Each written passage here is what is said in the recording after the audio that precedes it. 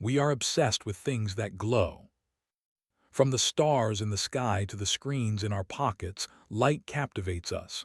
It feels magical. It feels alive. But there is a light that does not bring life. There is a light that is cold, pale, and eternal. A light that eats you from the inside out. Imagine you are a funeral director in New Jersey. It is the 1920s. You have prepared a body for burial. The deceased is a young woman. She was beautiful, vibrant, and barely 25 years old. But her end was horrific. Her teeth fell out. Her jawbone disintegrated. Her legs broke under her own weight. You have done your best to make her look peaceful. You turn off the lights in the funeral parlor to go home for the night. And that is when you see it. You freeze. The corpse is not dark. It is glowing. A faint, ghostly, greenish-blue luminescence is coming from her face. It is coming from her hair. It is coming from her bones.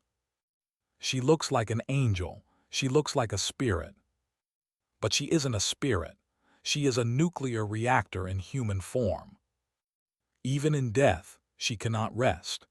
Her skeleton is emitting alpha particles that are tearing through the silk of her coffin. And she will continue to glow, alone in the dark earth, for the next 1,600 years. This is the story of the Radium Girls. It is one of the most gruesome, yet historically significant chapters in American history. It is a story of corporate greed that makes modern scandals look tame. It is a story of young women who were told to lip, dip, and paint with a substance that dissolved their bones while they were still alive. And it is the story of how a group of dying factory workers took on the most powerful companies in the world and changed the law forever. If you are horrified by the idea of a poison that disguises itself as a beauty product, if you want to know the true cost of the watch on your wrist, please hit that subscribe ** button right now. You need to hear this story, because the rights you have at work today were paid for with the glowing bones of these women. To understand the horror, we must first understand the hype. The year was 1898. Marie Curie and Pierre Curie discovered a new element. Radium. It was miraculous. It was rare. It produced energy seemingly out of nowhere. It was 1,000,000 times more active than uranium. And most importantly, it glowed. The world went crazy for radium. It wasn't seen as a danger. It was seen as a cure-all, a magic elixir. Doctors prescribed it for everything: arthritis, radium cancer, radium impotence, radium. People drank radither, water infused with radium, to give them pep. They bought radium chocolate, radium toothpaste to make teeth whiter, radium cosmetics to make skin glow. There were even radium undergarments. It was the sunshine element. And the most profitable use for this miracle substance: glow-in-the-dark paint. Specifically, a paint called Undark. The U.S. military needed watches that soldiers could read in the trenches of World War I at night. They needed instrument panels that glowed. So factories opened up. They needed delicate hands to paint the tiny numbers on the tiny dials. They hired women. Orange, New Jersey, 1917. The United States Radium Corporation, USRC, opened a studio. It was the best job a girl could get. It paid 3 times more than factory work. It was clean. It was artistic. It attracted the best and brightest: teenagers, young mothers. The girls sat in rows at long wooden tables. The room was filled with dust, a fine greenish-white dust that floated in the shafts of sunlight. It covered their hair. It covered their clothes. When they walked home at night, they sparkled. They were called the Ghost Girls. They loved it. They would wear their best dresses to work so the radium dust would settle on them, making them shine at the dance halls on Friday night. Some girls would paint their nails with the radium paint. Some would paint their teeth to surprise their boyfriends with a glowing smile in the dark.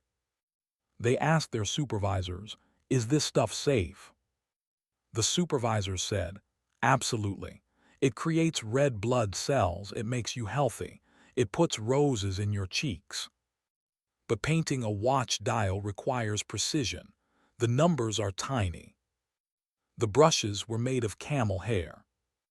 After a few strokes, the bristles would spread out. The brush would lose its point. To fix this, the girls were taught a specific technique. Lip dip paint. One lip, asterisk, put the brush in your mouth. Use your lips and tongue to shape the bristles into a fine point. 2 dip, asterisk, dip the brush into the radioactive paint. 3 paint, paint the number. Repeat. Lip dip paint. Lip dip paint. Every time they put the brush in their mouth, they swallowed a tiny amount of radium. It was gritty, it tasted handled. They did this hundreds of times a day. For years, they were swallowing the most radioactive substance known to man, directly into their digestive systems. But radium doesn't just pass through the body. Chemically, radium looks very similar to calcium. The human body is designed to absorb calcium to build bones. When the radium entered their blood, their bodies made a terrible mistake. The body thought, "Oh, look, calcium, let's send this to the bones." The body took the radium and deposited it into the girls' jaws, their legs, their spines. It built the poison into the very structure of their skeletons. And once it was there, it started to fire alpha radiation into the surrounding tissue. Point-blank range, 24 hours a day.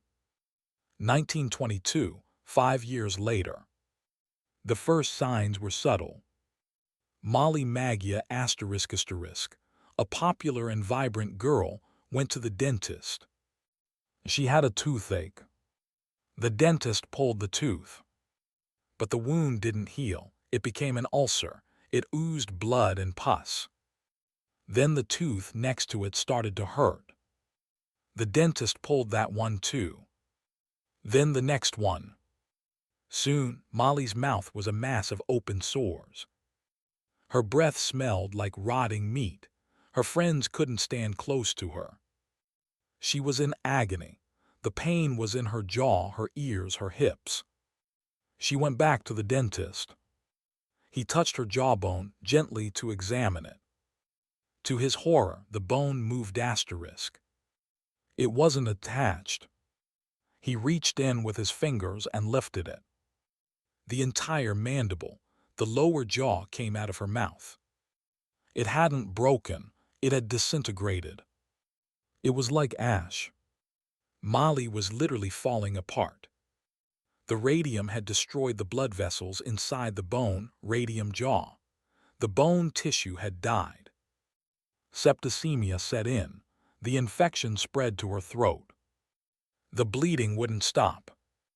At the hospital, the doctors were baffled. Mollie Maggia died on September 12, 1922.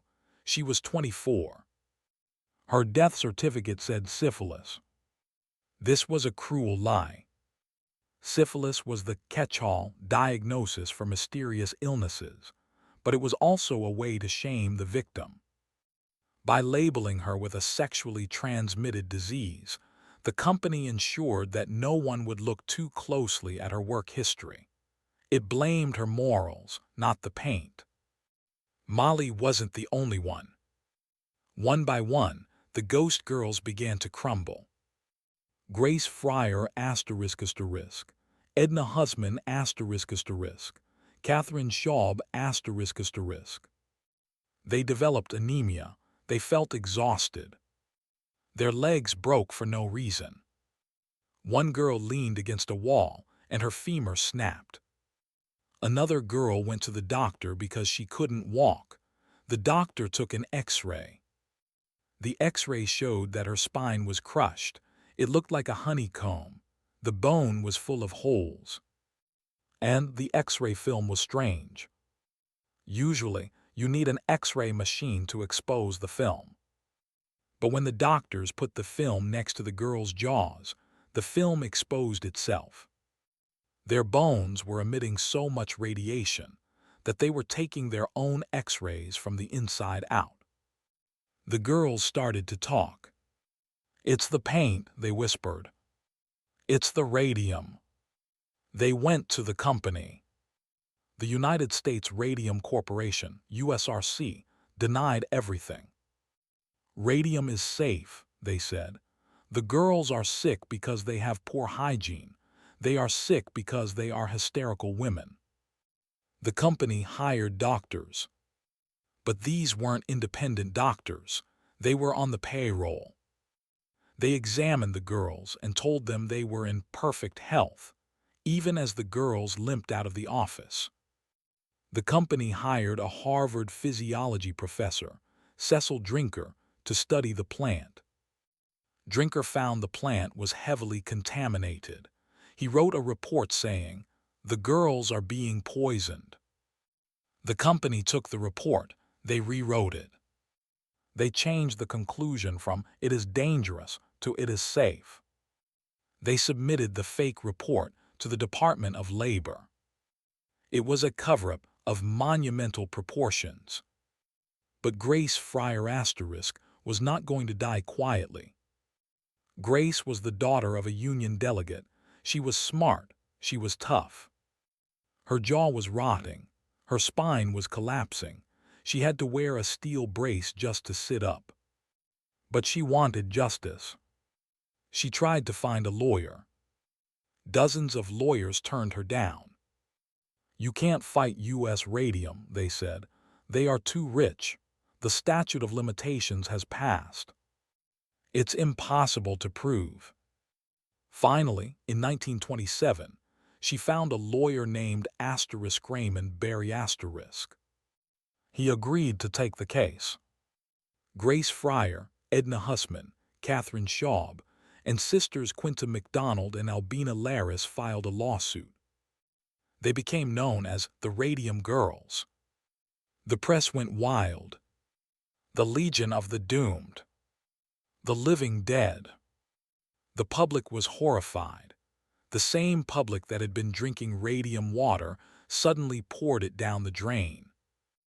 The image of these young, beautiful women, dying by inches, struck a nerve. The trial began in January 1928. It was a race against time. The company's strategy was simple: delay. They knew the girls were dying. If the girls died before the verdict, the case would be thrown out or settled for pennies. The company lawyers filed motion after motion. They asked for adjournments. They claimed their witnesses were on vacation in Europe. Grace Fryer couldn't walk. She had to be carried into the courtroom. She couldn't raise her hand to take the oath because her arm was shattered. She sat in the witness chair, her teeth gone, her face swollen, and she told the truth. She demonstrated the lip dip paint technique. The jury watched in silence. But the most damning evidence didn't come from the living. It came from the dead. To prove that it wasn't syphilis, the lawyer Raymond Barry ordered the exhumation of Mollie Maggia ***. She had been buried for 5 years. They dug up her coffin. They opened the lid. And there it was. The glow. Her skeleton was still emitting a soft, ghostly light. They took her bones to a lab. They cleaned them.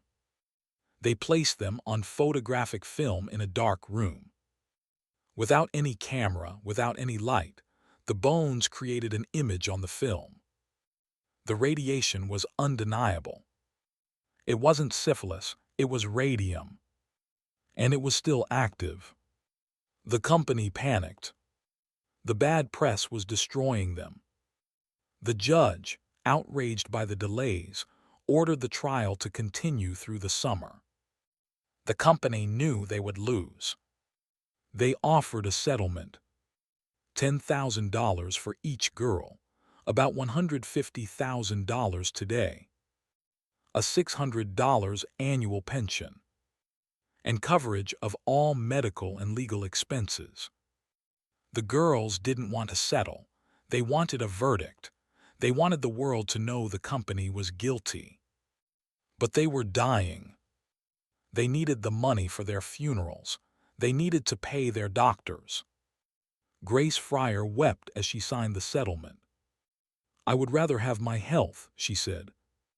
None of the 5 Radium Girls survived much longer. They died in agony. But their death was not in vain.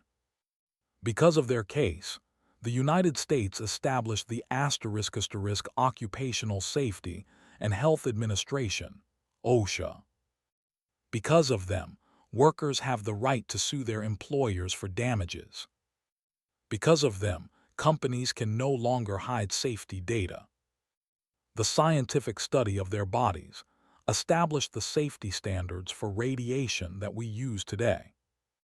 Every time you get an X-ray and the technician walks behind a lead wall, you have Grace Fryer to thank.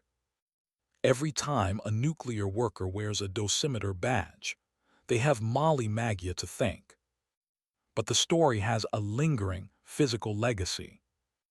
Radium has a half-life of **1, 600 years. That means it takes 1,600 years for it to lose just half of its potency. The bodies of the Radium Girls were too radioactive to be buried normally. If they were buried in standard coffins, the radiation would seep into the soil and the groundwater. They had to be buried in lead-lined coffins.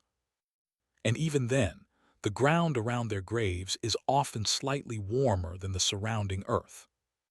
If you were to dig them up today, 100 years later, they would still be glowing.